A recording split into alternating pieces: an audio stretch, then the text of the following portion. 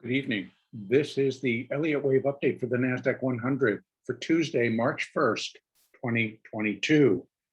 Another interesting day in the markets today. Pretty much continue to be headline driven. And so as any news comes in or out of the Ukraine or any progress or non-progress or any updates, it tends to push the markets. And so I want to start on the 4-hour chart today so that we can kind of take a review of where we were, where we've gone, and what still is very, very possible to happen. We remain in the initial 5-wave intermediate degree decline. And so far on the adjustment, I have marked the completion of intermediate wave 1 and intermediate wave 2. Previously, these were labeled intermediate A and B. And under either scenario, what we're now entering into will have the same characteristics, personalities, destructive type of behavior and moves. So now you can see wave 1.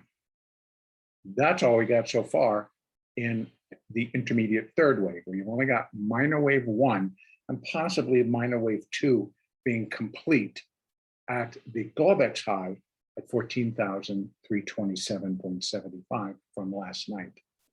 Now, I'm just going to pop it up to the daily real quick so that we can take a look. And again, what can we expect? Here we are, and still 1, and that's only 1.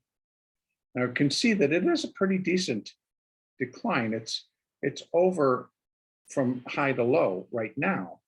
It is a little bit over 3,000 points.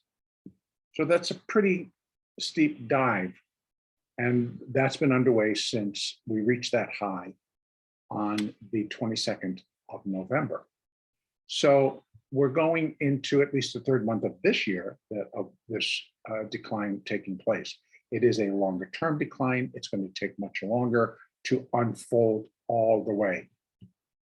Now, I will go down quickly to the hourly chart. Let's update today's activity. Today was a very decent trading day. We had the volatility going in both directions, and declines continue to be 5 waves, and the rallies, which were corrective, were 3 waves. So the pattern remains consistent with it being an impulse wave down. And very likely, I'm still considering it the initial minute first wave of that minor 3. So there's the minor 2 top, and here would be the minor 3. Now, here's the caveat. If the market turns and breaks above 4070, which it basically did, but it was just on a fluke pop. And once again, I really put these into perspective when I look at them, and then I put it on the line chart, and you can see that it didn't. So there'd be 1, 2, and then maybe a 3 coming down to here. So this did not interfere. And so if I go back and we put that back on the candles, then you're going to see the difference. That would be the 1, and then suddenly we had this shoot up of 2. And I don't think it went that high. I mean, the market absolutely went that high. But this particular wave coming all the way up. So let's take a look at that again, just to make sure. There was the 4, there's the 1. They got very close, but they didn't overlap. And so therefore, I do not consider, remember, as I said, if the market had come in, if that bar had been a solid bar, but here's where the actual body of the bar is at 14,001. And this jam higher was just, somebody just stepped in and bought it, and ran it up to 14,099. Just going into the last hour of trade. So it did not overlap because the body of this bar sits up at 14,095. The body of this bar sits all the way down there. So if that was the wave 4, it does not overlap. And so it could be 3, 4, or they're still pushing a 4 now. And we'll see. Now, what could happen if this gets left as a 3-wave structure? Then this wave 2 is not complete, and it's going to be a much more complex structure, I could say, because from here, which was that gap low, we had first the A wave up, the B wave, which was the gap down to that low, and then we're working on a 5-wave C wave to complete this minor 2. And I could call 1, 2, 3, 4, and this is kind of strange, but hey, no, it could all work. And there's a 5, and that would then complete the C wave. Now, yes, we had resistance, and we had double resistance actually on both on a 618 level at 14,406. Now, that didn't really get into the picture, but as I remember yesterday, I was discussing if we get 5 waves up and it completes by making a new high above what we already had, which was right there. So coming in, we needed to get above 14,292. We did. We got 40 points, 45 points above it. That was good. That cleaned it up. So I'm going to put the label on there as I have and consider this 1, 2, 3, a little 4, we get a 5. And then that would be the minute wave 1 down. It was a decent down day. We had lots of points of acceleration, breaking of the support levels, breaking of the moving averages. And as you can see, first it broke the 20, then it broke the 8, the 4, the 20, then it came down, broke the 50, hung out at the 200, and then finally broke it here, and then tried to recapture it here, broke it, and then tried to recapture it, broke it again. So now we're sitting just below it. And that's kind of an important point because you can see as we get closer to the top of the hour, when the after hour finishes, you can see they're trying to market higher. And they're now pushing it as much as they can to try to get it back above that 200-day or 200 moving average on the hourly chart. And so we're going to see this battle for the next 8 minutes here. In any case, if indeed we're left with 3, then I'm going to be expecting this rally to just start taking us back above all of the moving averages, all of this resistance, again at that resistance, again at this resistance, and likely heading up for 14,406. That's not what I'm expecting, but we have to allow for it. And for whatever reason, we continue to see funds and individual traders, they're moving in and they're coming in as buyers. This was a strong, right off that low, at 13,900. They jammed it and they took it up almost 200 points in an hour.